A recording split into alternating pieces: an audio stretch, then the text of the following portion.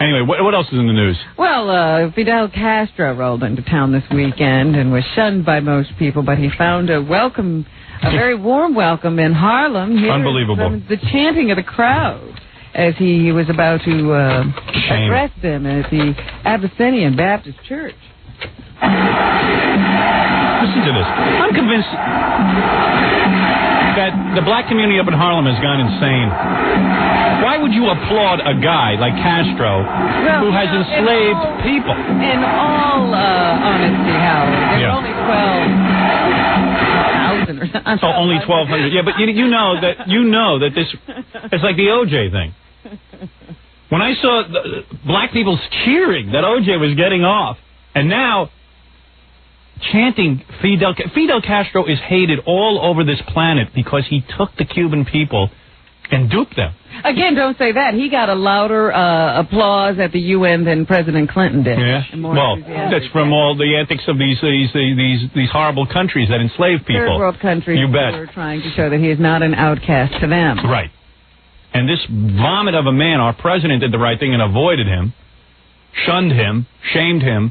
And he goes up to Harlem. All over wherever Fidel Castro goes, people are booing him. The Cuban people are so tortured by this man. Demonstrations. Yeah, and the black people in this Harlem church are opening the doors and cheering Fidel Castro. It's like the bizarro world. Whatever goes on in America, mainstream America, up in the black churches, they're going to take the opposite viewpoint. It's like Mr. Backwards. Oh, America hates Castro, therefore he's good. Well, what about the fact that you were enslaved as people and you hate that? And you're in America. And you're in America living a free life, and you're cheering a man who enslaved the Cuban population? What are they cheering? Tell me what they're cheering about. Why don't they? I wish every one of those 12, what did you say, 1,200? Yeah. I wish every one of the 1,200 would move to Cuba and live there under Castro. It's a wonderful place, apparently. They're screaming and carrying on. His own daughter can't live there. What they probably are thinking is that it's a bad place because of the embargo. Yeah. It's unbelievable. I only wish I could take all 1,200 of those dopes up in Harlem and transplant them into Cuba and let them live under the Castro regime. Well, anyway, here's a little bit of Fidel's speech. Fidel. He's a criminal. I think it is not fair. He sounds like a girl. Use blockade as a weapon against any sounds like that guy from Blind Melon. country. It is not logical. Not logical. Because those are weapons against the people, against ordinary people. What is? How can you take anything he says seriously? What did he say, Robin? Who even knows what he said? I don't know what he said, but everybody was applauding. And here he is again. Just listen to what he says, like you could take any of this for real. There is no justification for a blockade. If I have overextended in my speech, it is not because I had the idea. What was that? He apparently was talking a long time, and he says, "Oh, geez, I've run over here." And then I have spoken this long keep going. because I wanted to meditate with you. Meditate? Go meditate with your own people. These matters. What a piece of garbage.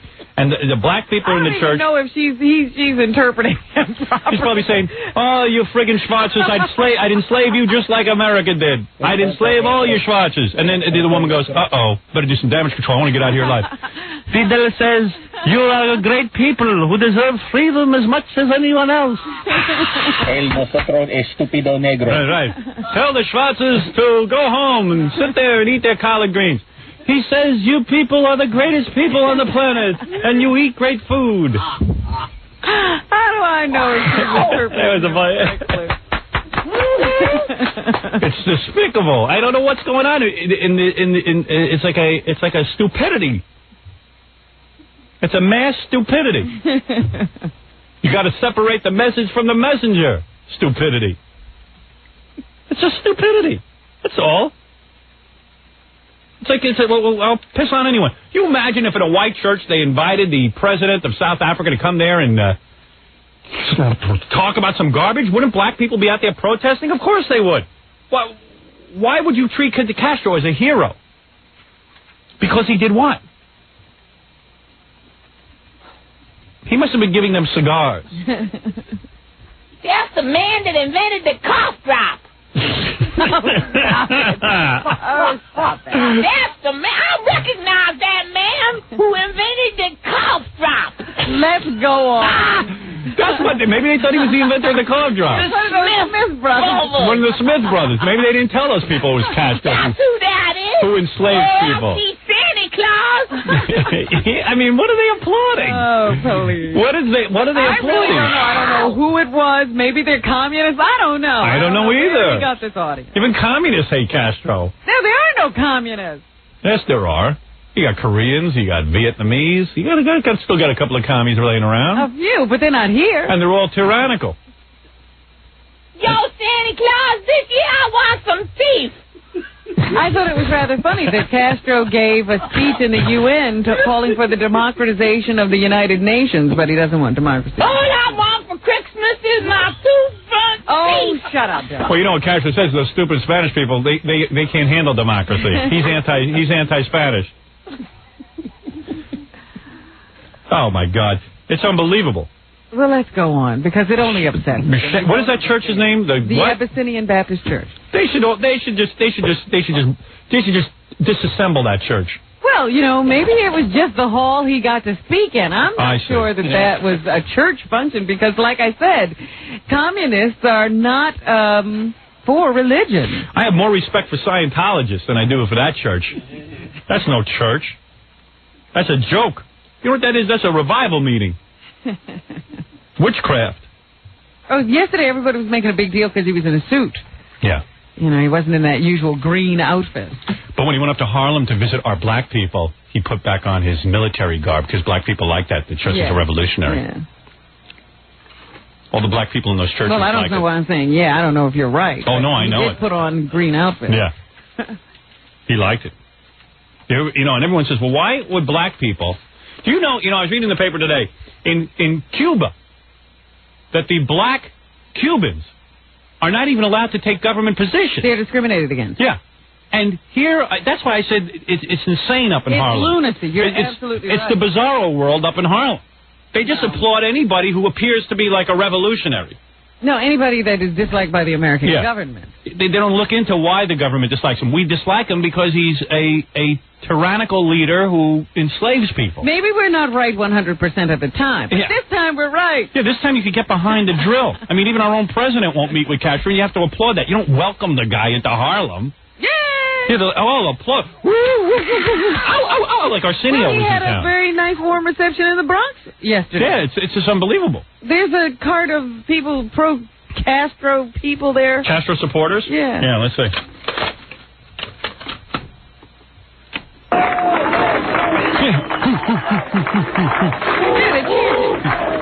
He did. And they don't. I bet you. I've got to get over and interview some of these people and ask them why they like Castro. Because you know the answer is going to be wacky. They're not even. They're not going to even know who he is. They're not sure. Where Cuba is. Yeah, they don't even know where it is on the map. It doesn't matter. Be like, excuse me, why do you like Castro? I said like this. That people say, he's done it, you know. Exactly. Yeah, Castro. Well, I don't bet people lie on it. Oh, okay. At least you have a reason why you like Castro. Jesus. And you look at this stuff, you go out of your mind. And he's running around screaming there are no death squads in Cuba. Yeah. Tell the people who are coming over in boats and actually killing themselves. They're just thrown into the water on tires. Can you imagine if you saw like a white group getting together and applauding the white leader of South Africa during during apartheid? During apartheid. I mean, that's the same thing. It's insanity. Why would you applaud a guy like that? I have to get up to Harlem and ask these questions. Well, I'll have to get John up there. I'm not going up there. I was going to say, you and Harlem. Yeah, well, the blacks love me. I'd like to see. I'd like to see the movie of that. I bet you the blacks would applaud me like they did Castro. Howard comes to Harlem. It would be Howard. Howard. Howard. Howard. Howard. Howard. BJ. Howard. BJ. Whatever. Unbelievable. Castro. Dictator. Castro is a racist who has excluded Cuban blacks from leadership positions in his government. Oh, yeah! Yay! In Harlem, he's in Florida because he's got on a military outfit and he's got a big, long, craggly beard. Everyone's like, wow, he must be cool or something. He comes to Harlem and stays at a hotel. He's got an outfit like Minister Farrakhan, you know, with a bow tie. Minister Farrakhan. I was watching TV, right? Yeah. It gave me hope in the world. This is black. They were going around interviewing his black people, what they thought of Minister Farrakhan. I was watching the news. It was a regular newscast. And the interviewer went up and said, "Sir, excuse me, what do you think of Minister Farrakhan and his, now that he is a, you know, he's a prominent black leader and he's moving into the mainstream?" He goes, "Farrakhan? He's a nut." And the guy goes, "What?" He goes, "He's a nut. Why would you pay attention to him? He's a nut." And that was the appropriate answer. Yeah. But, you know, there was a lot of other people who didn't think he was so nuts. But that's such a great answer. He's a nut. Why would you discuss him? He's a nut. But again, it is really funny to me that commentators and news people are afraid to say it. Refuse to look at actually what Farrakhan said in that speech. Because 50% of the speech was about numerology and the number 19. Right. And, you know, some other crazy suppositions of his about the, you know, supernatural. Yeah. And, like, imagine if, like, any white leader got up, anybody who was in a so-called position of power or leadership, and got up and said, "The number 19, 1 and 9, 1 and 9. The 9 refers to pregnancy." Right, 9 months. And the 1 is number 1, which is what we must aspire to. So we are going to be reborn. Under 1, 9. You know, it's just like, if anybody else was rambling like that, they'd say, listen, the guy obviously has a problem. Why are we here? The Lincoln Memorial is 19 feet high or something like that. I'm like, what? Well, the A tone, we are here for a day of atonement. And the A tone is the first tone, and a tone has 440 notes, and we were enslaved for 440 years, and that will be your punishment. When did we come here? 440 years ago. Does he know? What date? Where's the date? 19 is the date. Look at the number 19. 1 and 9 equals 10. 10 commandments. The first commandment, I forgot, but I would remember it if I had my book in front of me. But, you know, just like nonsense. Mumbo jumbo, where he pretty much proclaimed himself a prophet. Yes.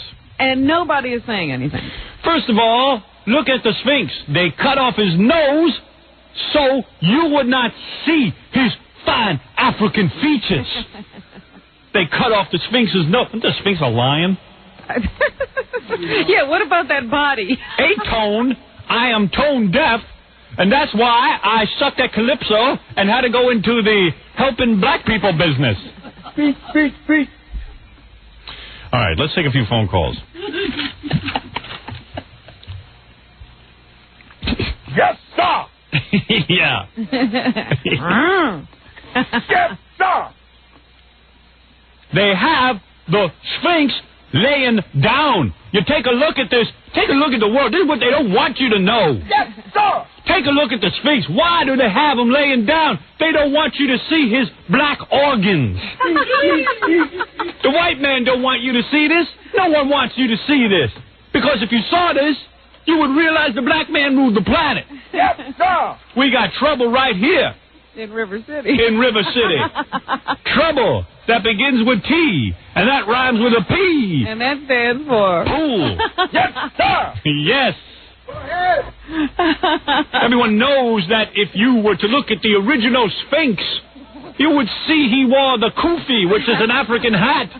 But they don't want you to know this. They don't want you to understand this. If you understood this, it would free you.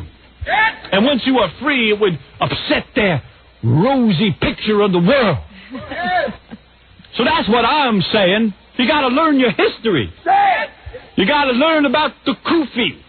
The kufi hat and what it means, and the Sphinx in his nose. The world oldest hat. The kufi. The kufi. And kufi rhyme with what? Goofy. Goofy. Why do it rhyme with goofy? Why? I'll tell you why. It rhymed with goofy because the white man doesn't want you to have pride in your hat. Wow! So they invented this so-called word goofy, so that it would make fun of the goofy. They don't want you to know this. Get it?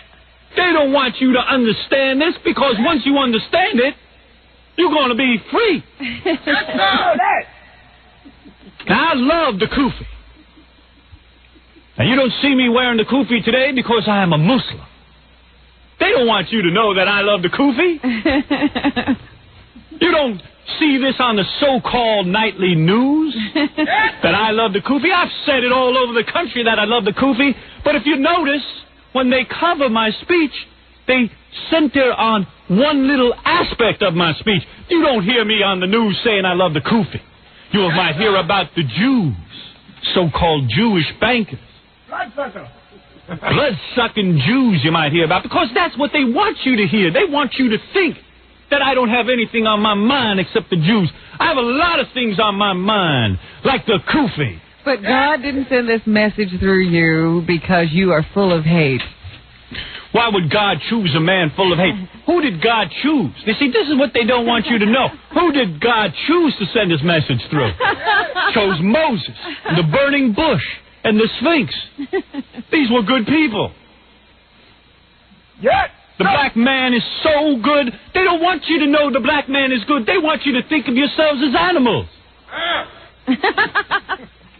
But here's the things you don't know. They were great black builders. Who do you think built the great pyramids of Egypt? There were no white people back then. The sun was too hot. Everyone knows that. You had to be black to live. Elizabeth Taylor wasn't Cleopatra. Of course not. They blame the black man for everything, but everyone knows that the black man is so good. The black man built the Eiffel Tower. It was never finished. The white man ran out of money because the Jew would not loan him the money. The Eiffel Tower could have been done. It didn't have to lean like a pizza. The Eiffel Tower doesn't lean. Please, sister, please. Don't try to... You have been taught by the white man. Where did you go to school? Of course the Eiffel Tower leans like a pizza. They don't want you to know it. They want you to think it was built by a white man who was built straight. Black man invented the thermos. Bet you didn't know that. All right, let me take a couple of calls here. I don't want to go through this again. I can go on this all day. Hey, Buffalo, you're on the air. Howard. Yes. I was wondering.